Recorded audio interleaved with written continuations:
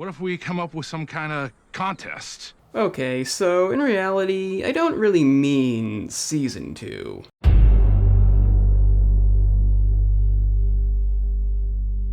Yes, it has done what I thought was very unlikely, making the video game series into a show that actually works. But if you compare the ratings of these two seasons, Season 1 being in the 60s and Season 2 being in the 90s, I don't buy that. I think it's more like it's this season that gave us the tournament, and that's why it's the heavy favorite. But it's important not to forget what the first season did. It had very little resembling the game. I called it the Mad Max version. But even though it was only Twisted Metal in name and appearance, the idea of not diving straight into a tournament was a respectable move. How that could have easily backfired, the reviews were somewhat mixed, and the possibility of not getting renewed could have been the end of the road. Luckily that didn't happen thanks to many people binge watching it. Unfortunately it meant that I had to buy Peacock for a month to watch this shit and then cancel because what's even on Peacock? But I don't think the end of a season has ever had me more excited. Thing is, it's not just Season 1 being very enjoyable, but it somehow retains the Twisted Metal feel.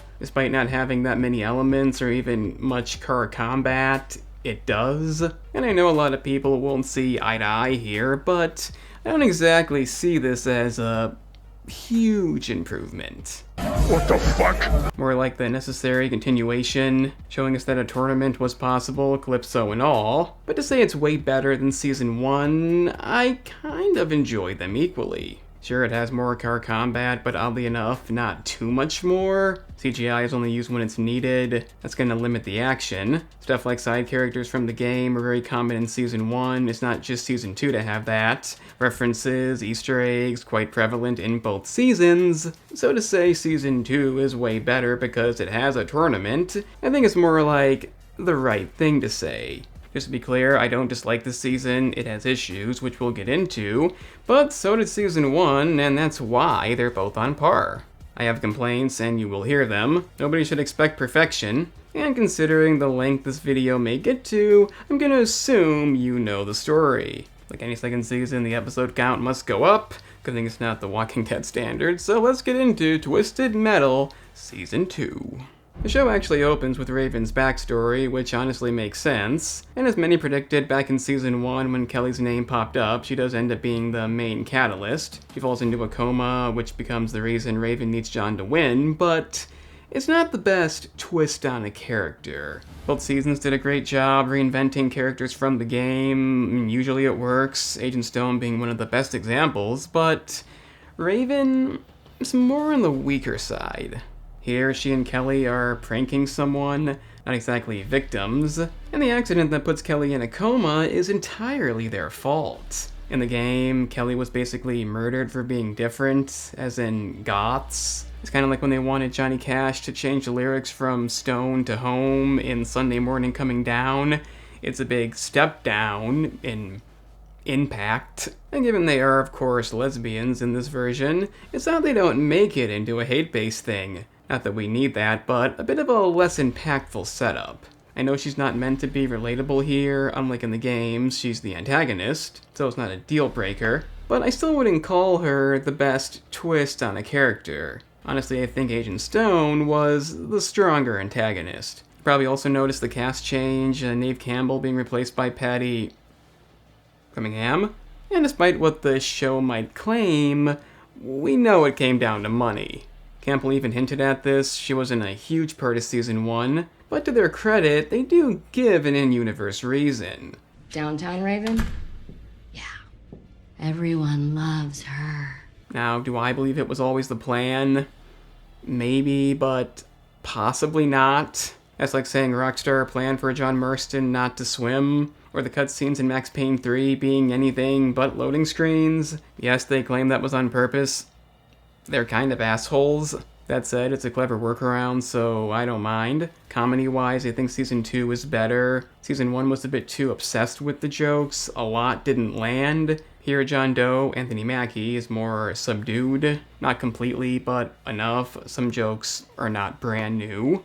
You're grounded. Whatever. That means no more DVDs. You can't do that. You cause nothing but chaos! But bits like the guards and multiplying as he tries to escape, or him desperately trying to track down the missing chapter of a book series, that's the type of comedy that works. And when the stakes get higher, they actually balance it pretty well. After multiple failed attempts, he finally escapes from New San Francisco. Meanwhile, a quiet Stephanie Beatriz has joined the Dolls, a vigilante group led by Dollface, Tiana Cole, who we now know is John's sister. It's funny how they have one male member, Jeremy. He doesn't do much, but I like him. Then there's Sweet Tooth, still played in that dual performance style, Samoa Joe handling the movement, Will Arnett providing the voice, and he's just as good in this season.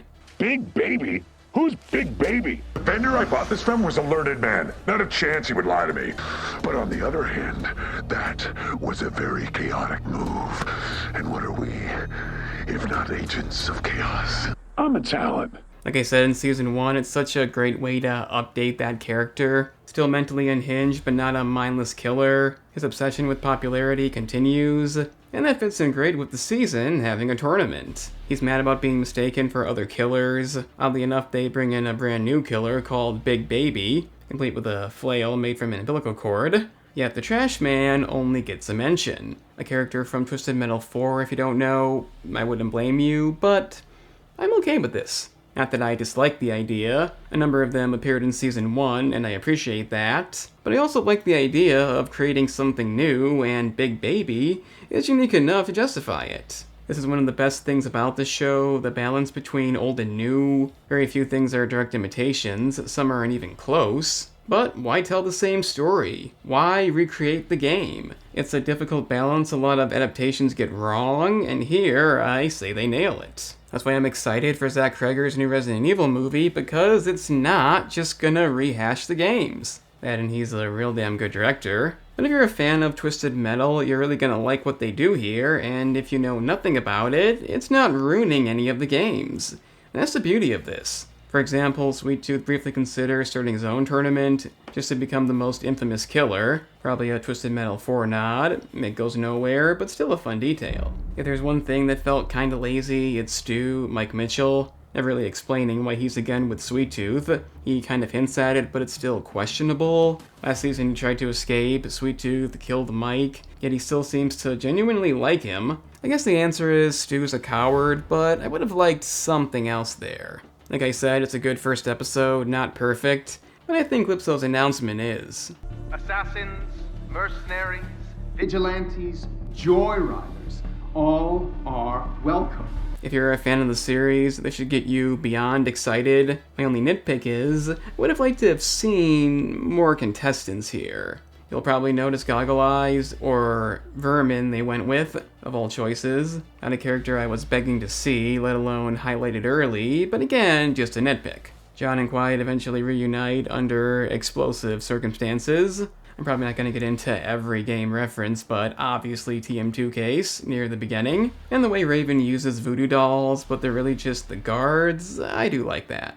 Episode 2 is actually important as it does two things really well, setting up the events to come and avoiding a major pitfall. Given we have a group mainly consisting of females apart from Jeremy, it could have easily led into some feminist bullshit. But luckily they realize nobody wants any of that. The dilemma is Quiet wants to enter the tournament to wish to bring down the walls, but John thinks that maybe, unsafe. What I don't love about this is it's again them fighting like it's all they can do, and it's not the last of it in this season. But at least this time the argument is for a reason. In season 1, I kinda hated that dilemma. This obviously could lead into the whole boss-woman thing, especially because they even race to decide who enters. And yeah, Quiet wins, but only because she uses Roadkill, which has an automatic win button. On top of that, a lot of the dolls find John attractive, no-no in today's woke culture, and Jeremy even races too, only losing for a cheap reason. In the end, John rightfully so apologizes, and they agree to compete together. That's the way to handle it, no bullshit, no superiority. My only issue is, and it will be a running theme throughout this season, setting up dilemmas that don't go anywhere. In this case, it was the original plan to bring down the walls before the contest was brought up. Obviously, it was an issue given John was still in there, but upon escaping, it immediately became irrelevant. In later episodes, this issue becomes a bit harder to avoid, but in this case, they could have just not brought up that plan. It's that simple. But unfortunately, the limitations of how far the show can go will become an issue. We also get a new character, Mayhem, Sailor Belcorda, and if you've seen enough adaptations and just stuff in general, it's the addition you expect. The younger individual with the crude personality, rebellious tone, definitely not new, but I kinda like her. Couple of dolls synced up on their periods. The gauze is flying off the shelves like crazy. Mainly because the cliches aren't taken too far, she isn't annoying. She's actually developed quite well as the season goes on. Even throw in a few comedic traits like not being able to drive or read. Personally, I may have given her a name from the series. I mean, nobody's the same anyway. Not the greatest addition, but definitely not bad. We also have the triangle button being a weapon, and the mention of overpowered specials. And Mr. Grimm's intro, who's currently in the asylum getting his invitation, and he's the best new character in this. He's played by Richard D. Clark, who does a fantastic job. His scene in the next episode is so fucking cool.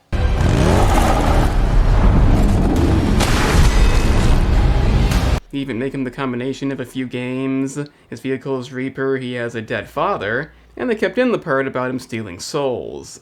Kinda. What I mean by that is it's unclear if he's really doing it or just crazy. I theorize he's crazy. But he calls his dad Captain Grimm, another DM4 reference. The point is, best new character, I absolutely love him. That said, I don't think it's what you want to hear about the most. That would be the drive-in. A level almost nobody likes. John and Dollface go there to bond. Her name is Krista, by the way. I'd say it's much needed. And then this.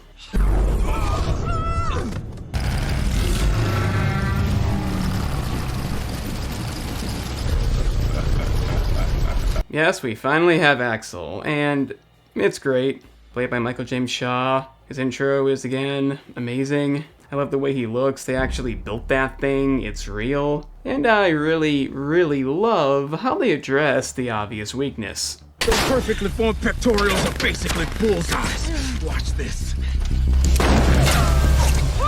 Oddly enough, go with the head-on approach, giving him robotic limbs made by an evil doctor, who they soon kill, which he appreciates, ending that conflict. But one of the best things, maybe this line. So what, you just make cars out of black people? What? No! It's not racially motivated. Is that how it's coming off? Yeah. I mean, you look at him, you look at us. That's how you do that in a funny way. Not a serious cram down your throat way. The only caveat is the CGI. It's a bit noticeable. Not so much here because it's dark, but obviously it came down to safety reasons. Not everything in the show is completely real, but a lot of the explosions are. That's why the majority of it is still not car combat. And to be completely honest, that's okay. The season still has plenty of that. Season 1 could have used a bit more, but if they put it in every episode and used CGI to get that done, it would have gotten repetitive real quickly and looked awful. Spacing it out is the right move. It's not all the show is, and even though I do have some storyline issues, that's not to say I don't still like it. In fact, I really like it. We got a lot of action in the previous episodes, while Mayhem and Quiet are off discussing personal stuff. Grimm and Axel engage in car combat, and it's pretty cool. We don't see how it ends, and I don't know what they're fighting about. Maybe he wants his soul. But the main thing is, the show is never boring. Again, I don't think Season 1 was either. This is the way things should progress. Sadly, Grimm did kill off Jeremy, who I liked, but I don't love what comes next. At this point, you kind of want to get to the tournament stuff, and I get that can't be rushed, but Episode 4 is not a very good dilemma. You go to Diesel City, obvious reference, to essentially steal weapons. It's by no means irrelevant, but it's also obsessively sexual. Not that that's an issue, but I don't really find any of it that funny. The fake accents, the sex party, John pulling off moves to get around the lasers, which is pointless. And while I know you don't take the show too seriously, them having sex while the room is burning, missing out on most of the weapons, and losing their clothes, it's kind of funny, but it's a bit too stupid. It's not during one of their many arguments so they can make up. It's really just random. I'm sure a lot of people enjoy it, but I find it cheap. The head guy here isn't even from the game. He really should have been. Throw in something interesting. But that said, there's a lot to like. Talking about the special weapons like the boomerang blast and ghost missile. I wonder if they could go through walls. Every missile goes through walls. That's called knowing the audience. I love how Sweet Tooth and Dollface temporarily team up, but then fight over the plot device EMP. I mean plot device in a good way. Stu inevitably getting most of the weapons is pretty funny, and this line is genius. See, that's why I like working with you, Stu. You do the premeditating, I do the murder. So I still can't call it bad, I just don't personally like it that much. But if too much sex is the biggest issue, that's not bad. However, I think we can agree episode 5 is when shit gets real. Again, not getting right to the tournament, building it up. And a detail I really like here, a lot of people probably don't think about, how they handle the roster. I'll get to what I mean by that in a minute, but we have Death Warren, who obviously had no driver in the game, and now he's a guy who collects hair. Junkyard Dog, who says nothing and is no longer deformed. Another version of Spectre, this time Chucky Floop. The first season had Bloody Mary, who I guess did die, despite that roster. And I do believe that makes Spectre the only character to get 2 versions, who are nothing like the game. This one's just an asshole, and he's Asian. Apparently the Preacher also died, despite the roster implying he didn't. That's again due to the actor sadly not making it, due to scheduling, and I'm not too big a fan of what we got. 2 random holy men who chose a PT Cruiser, I guess the budget led to that, but not the most interesting addition. They have a kid with them who's apparently the Preacher reincarnated. Okay. Speaking of odd renditions, Mike apparently did not die. Kind of had a feeling. And he has a new friend named Dave. Okay, so that's fucking brilliant. If you don't know, they were only Mike and Stu in the second game. In the first game, it was Mike and Dave. And the fact they managed to get both these 2 combos in is just amazing. Especially because it's still an easy thing to miss, even in the second one. You may forget they were in the game. I'm sure they couldn't afford a monster truck, that's why they now drive a student driving vehicle. But given their friendship, it actually fits in nicely with the 2 steering wheels. Also, Dave Johanna Wilson is great. Dave here was one of the butchers. I also love that mask. It's really cheery, and it's like I'm looking at a dental ad. It's nice. He's got this overly polite mentality that, spoiler, has a real good payoff. And of the 3, I probably like him the most. Man, that Dave guy's got a real nice way about him, huh? I do wish they gave us more detail on how Mike survived. I don't get why Stu was so visibly content, considering he still likes Mike. And his realization that Sweet Tooth may not be the best companion is kinda reused from season 1. Still, it's a fun dynamic.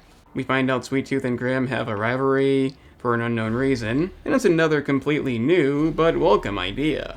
Having somebody to hate does suit Sweet Tooth nicely, and choosing another real notable character is an interesting move. And that's Mr. Grimm to you, Marcus. You know that's not my name. Raven shows up too, now having to compete. It's kind of odd they had Shadow and used him for random stuff, opposed to its driver. But now the tournament has come, and let's face it, we waited 2 years for this. Ladies, gentlemen, welcome to my contest. Well, almost.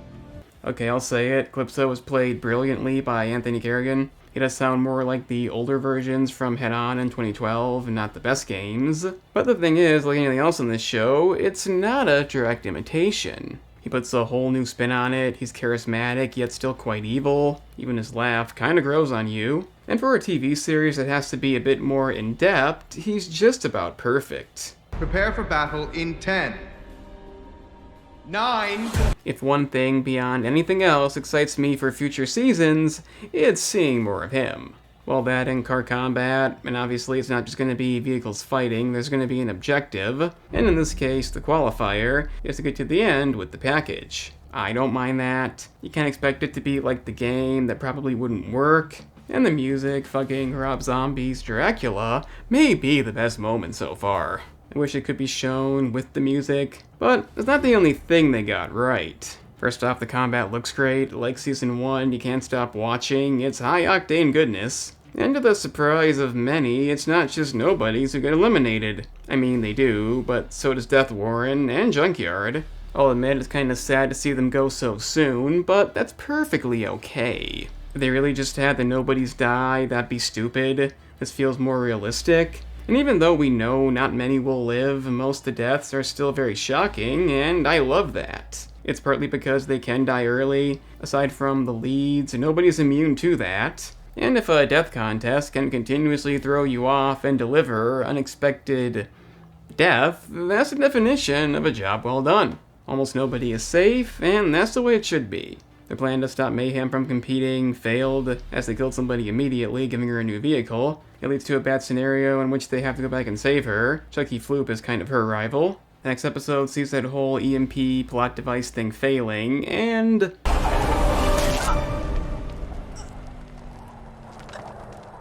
well, you were driving ATV, the worst vehicle in the franchise. What do you expect? So, she's dead, taking the final nobodies with her, meaning John and Quiet now have that in common. You know, the dead sibling thing. Also, I'm really glad they didn't blame this on Mayhem, just because she entered. It's an overused cliche, and the rest of the episode is just so much fun. They end up staying at Jaffe Campbell High School. So many funny moments, the evaluation. Name? Sweet Tooth. Vehicle name? Also Sweet Tooth. Would have maybe liked a few more of those, involve more characters, I guess. There is a weird scene when Raven and Calypso talk about the original plan to have John enter. I don't completely know the point of this. It doesn't get brought up again, but the main thing here are the wishes and how they function. Being wishing well. They make the wish now instead. If they win, it gets granted. And the point of controversy for me, after Quiet makes her wish to bring down the walls. I wish to bring Krista back to life. Okay, so after much consideration, I'm not a big fan of this. I'm okay with Krista dying. It didn't happen too soon. It's way better than Loud in Season 1. The point of contention this will lead to is effective, but it's the way it ends, the consequences that don't exactly benefit the story. We'll get to why this is soon, but first, more car combat. And the like button is located down below. You can hit that. Subscribing is an option too, as is sharing the video, because YouTube doesn't do that. The next episode gives us Warehouse District Warfare. You know what that means. The idea is to collect 8 packages. Without it, they can't leave. And if you pay attention, you'll notice Calypso says 12 contestants, even though there's only 11. Nobody seems to notice, but you may guess why that is. Second wish likely has consequences. But the main thing is, the action continues, and it's pretty good. Mayhem and Chucky eventually settle their conflict. No, just needed a hand. Well, his wish was to fly, so that's fitting. She ends up stealing his car, which is self-driving and apparently Quattro. Please state your name. Fucking Mayhem! Just come on! Welcome aboard, fucking Mayhem. I get the idea, Mayhem can't drive that good, so it makes sense, but really, nothing reminiscent of Spectre here. The way her and the car communicate is pretty funny, kind of wish we got more of it. We don't really end up with 8 contestants as Grim cheats by jumping inside a Sweet Tooth. And due to John not focusing, it comes down to them and the Holy Men, which doesn't go too well, but luckily they accidentally stole their boomerang blast. You gotta love that fanfare. Somehow the baby doesn't die from this. And like in Season 1, why are explosions not killing people? They end up giving him to Calypso, being the last we hear of it. Then admits to making a second wish, and for the time being, I don't have an issue with this. Yeah, they're again gonna get into an argument, potentially break up, I suppose. But this time, the reasoning makes sense, as Raven actually points out in the next episode. Wishing for her sister back is not selfish, more so just not her plan. But the main thing is, we have 2 sides here. In Season 1, we really didn't. At least I don't think so. Like how Raven takes this side. The reason they're discussing this is because a bonus round began, having to fend off the Apocalypse 9, otherwise known as Beta Minion. That's a great reference, along with this. And are very hard to kill. And they don't feel pain, so not the easiest task. They even kill Frost, the only brand new contestant who isn't nobody, but she did nothing. Why they made a new character last this long who's irrelevant, I don't know. A pretty gruesome death too. And not only is this game unexpected, but I can't believe how much they get in. The highlight is Axel's backstory as a hitman, ordered to kill a house full of people, including a baby, which he couldn't do, instead deciding to raise it. You gotta love the first-person view, always nice to see. And among the chaos during an intervention with Mike, Dave, and Stu, yes, that's what happens. We find out the baby was at some point taken by the vultures. We'll get more into that later, but we also get back to the fact that Dave used to eat human flesh. You knew there was something coming there. This all leads into a great scene when Axel kills the ones who are left, and I haven't mentioned this yet, but a lot of the music is perfectly placed.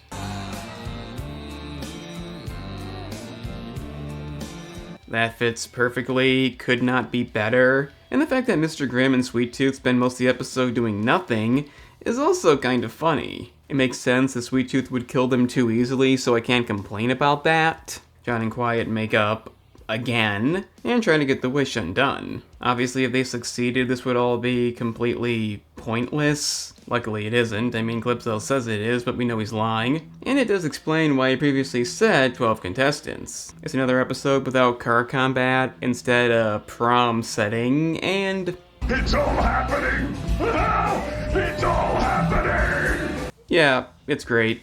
And you knew it would be. Sweet Tooth puts his Twisted Metal 3 outfit back on, calls it a classic. Grimm has a romance with Vermin, I can't argue. The whole thing is just a lot of fun, a nice change of pace, but also not plot irrelevant. Dave gets offended by a cannibal joke, and when Stu goes to apologize, he seems to have completely lost it. I like how in the previous episode, the blood hitting him seems to have triggered something, an easy to miss detail, and upon getting into a fight, Dave ends up impaled, a character who I'll dearly miss. But like most deaths in this series, nobody felt underutilized. At this point, you may notice the pattern of every character who made a wish dying in a way that related to that wish. Chucky wanted to fly, that's obvious. The Holy Men wanted their baby to grow up happy. Given he probably is the reincarnation of the preacher, Calypso was a dad, we'll get that done. Frost wanted to feel warm again. I think having her face burnt off qualifies.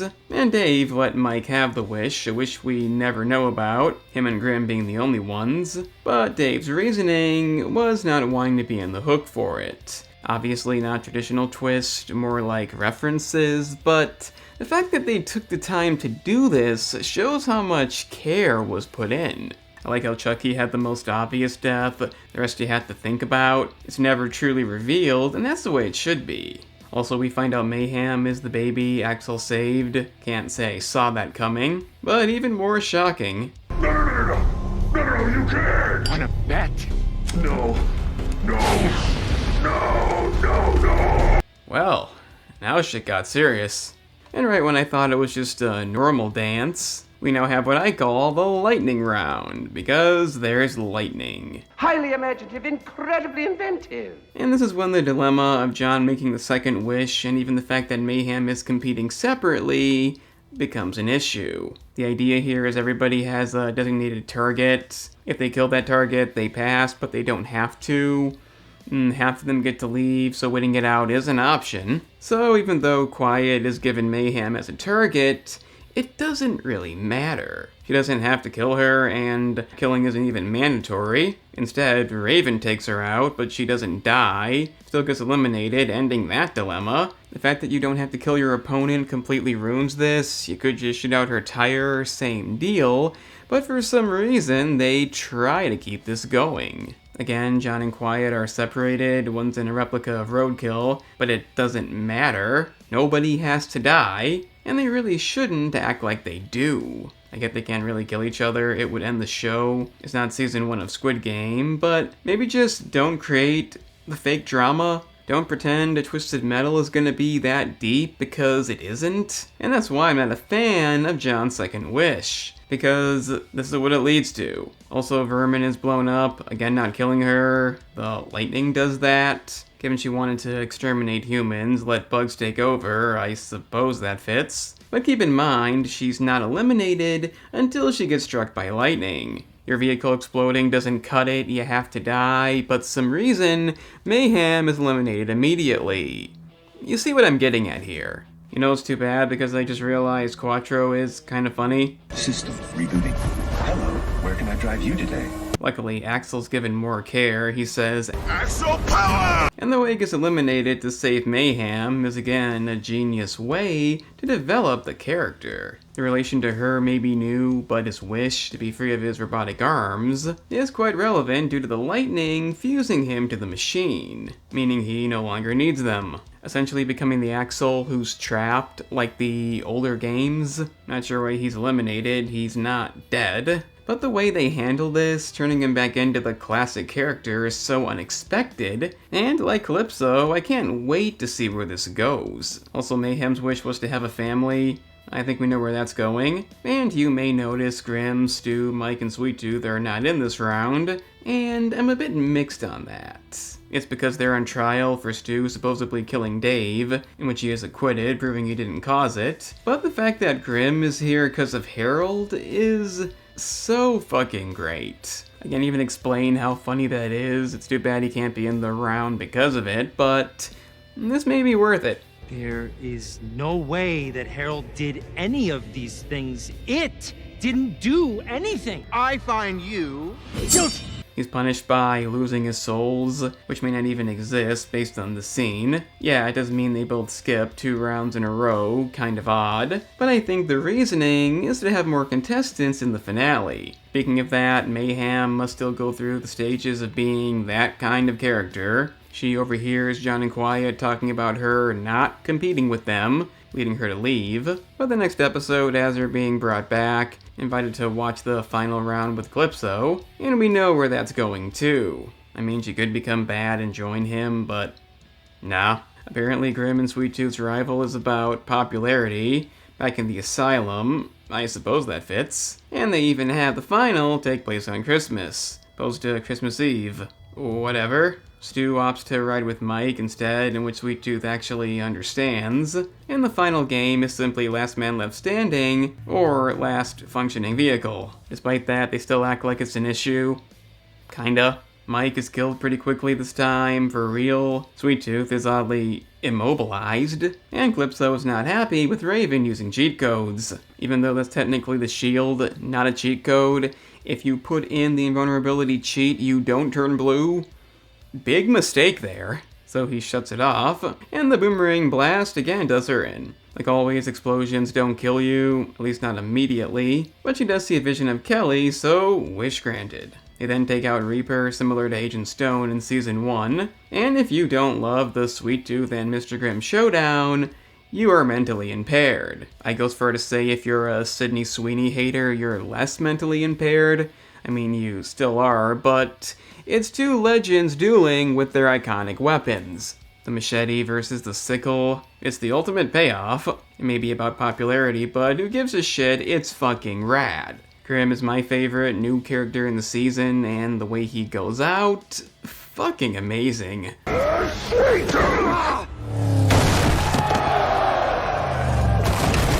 I also like how the unexpected nature of this is continued. You do know who's gonna die and who isn't, but the events are not predictable. Raven and Sweet Tooth get knocked out pretty early, and you don't really see it coming. We know John, Quiet, and Sweet Tooth are not dying yet. The show's not gonna go there, but I think they did the best they possibly could. Speaking of...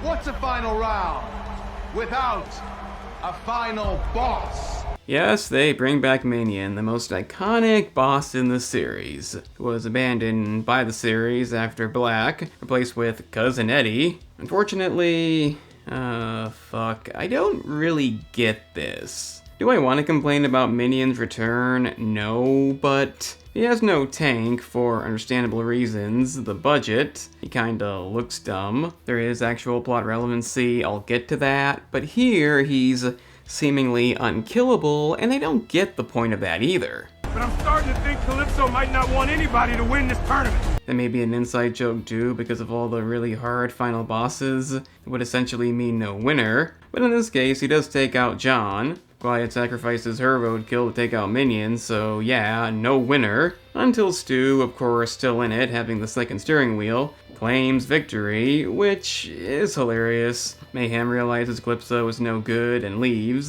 The stand explodes, killing the spectators. And to point out a few more nice details, they did mention Roadkill's great turn radius, and Minion still has a weak point on his back. The final episode shows Calypso's origin, coming out of what seems to be the Wishing Well in 1585, and pitching Twisted Metal to NBC. Okay, so originally I thought this was kind of dumb, but a number of lines makes this ridiculous idea work. Jay Leno facing off against Jerry Seinfeld as they drive classic cars from their own personal collection. Already owns the eyes of America. It's called Friends. We have something new called BattleBots, which is very similar to your ideas. Pick your favorite. It's all good. His last name is Sparks too, by the way. And given how he talks, it may hint to the idea that Calypso may have something to do with the apocalypse. If the world isn't ready, then I'll just wait until it is. Anyhow, Stu does get his wish. Apparently, Sweet Tooth didn't make one, assuming it was a trick to make him throw away his coin, and instead he kept it. The wish was to go away someplace safe with Mike, and similar to Outlaw in the first two games, he ends up in space with Mike's dead body. Yeah, this time he's staying dead. 2 would be too much. John, Quiet, and Mayhem escaping Sweet Tooth while he's taken away. And apart from 2 mid-credit scenes I would keep in, I would probably just end it here. As you know, it's not the final season unless it gets somehow cancelled, and given what the rest of the episode gives us, I think this would be the better cliffhanger. They go to that cabin John mentioned to supposedly live a normal life. As a viewer, you know that's not lasting. Minion comes back, we find out it's actually Krista, so there's John's wish granted. Calypso also framed them for the bombing, that being the walls coming down, leading the insider cities to form alliances against the outsiders and hunt them down. Also, Stu comes back, somehow found a way to fly home. And all this stuff, them escaping, planning on killing Calypso to stop this, would have been better as a potential Season 3 intro. I say this because watching the final episode, we already know it's coming, we know it's not the end. But Season 2 concluding with Stu being screwed over, them settling down in the house, only giving us the mid-credit scenes, I think that would flow a lot better. This way, them being framed, Krista coming back, could be the Season 3 intro, and it'd just be a lot better paced. Not that it's bad the way it is, but a bit too much at the end. Stu goes to space, and also comes back. It's a bit much. By the way, the mid-credit scene is Sweet Tooth being pulled away by a cab to his father, Charlie Kane. I have questions. It's a good thing the show did well. And the second scene basically says Axel isn't dead. Obviously. That's Season 2, it's fucking awesome, it has some issues, we talked about them, and I want to talk about the future now. Obviously, ending like this, it could lead to disappointment if it was cancelled. Like I said, I don't think it will be, but that's not the main concern. Like I said at the end of Squid Game's first season, future seasons could be a bad idea, and they kinda were. But the worst thing was the end of Season 3, with Cate Blanchett as a recruiter, hinting at the show continuing without the creator because he's done with it, and I think we all know that's a terrible idea. In the case of Twisted Metal, they already have at least 2 more seasons planned, maybe stuff beyond that, depending on how it goes. And like we've seen many times, that's not always the best idea. It may excite some people given the quality of these 2 seasons, but I don't know if there's enough to create something that big. Because, let's face it, given this season gave us the tournament, I don't think any season's topping its popularity. I would assume we'd eventually get a world tour-like contest. It's already been hinted at. But it's again back to the Squid Game dilemma when the contest, or in that case the games, becomes the only real good part of it. Now, currently that's not the case here. I enjoy the whole season, well, most of it. But the fact is, I want to keep it that way. While Squid Game Season 1 could successfully give us an episode based on Desolation, Season 2 could not. And if Twisted Metal becomes too big, I don't see the great quality lasting forever. The odds are Season 3 won't even have a tournament, and probably shouldn't. I see that being a Season 4 thing, but it's already a step back. It's kind of like the Hunger Games after the first two movies. I don't really know how they're received, but they're not my favorites. And a completely random reference, the Brazilian show 3% had the exact same issue, with season 1 being the most interesting. It's just the way the contest and/or tournament thing goes. They made the right decision to hold off until season 2, and I commend that. But I just hope they don't take it to irrelevancy. I'm not saying they will, and there is more to show. Characters who never came back, like Twister, that's kind of odd. And she was in the roster too. But as we all know, money talks, and hopefully it won't define the future of this series. Because it's really damn good, it's not perfect, it has some flaws, but it's really damn good. And no matter how things go, you can't take that away. I'm the analyst, and remember kids, plot relevancy makes you immune to death